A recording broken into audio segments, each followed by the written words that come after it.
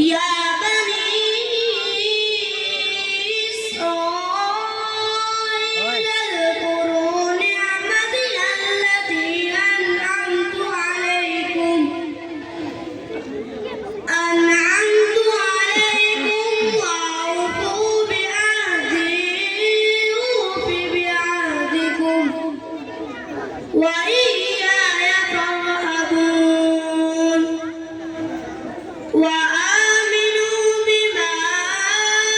أنزلت مصدقا لما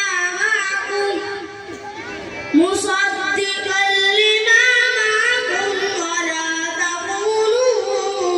أول كافر به ولا تشتروا بآياتي ثمنا قليلا وإياي فاتقون ولا تلبسوا الحق بالباطل وتكتموا الحق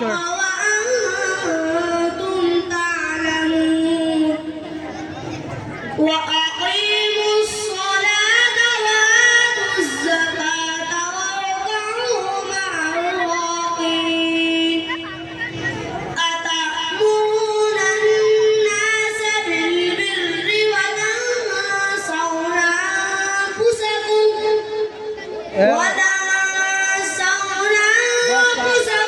وأنتم تتلون الكتاب أفلا تعقلون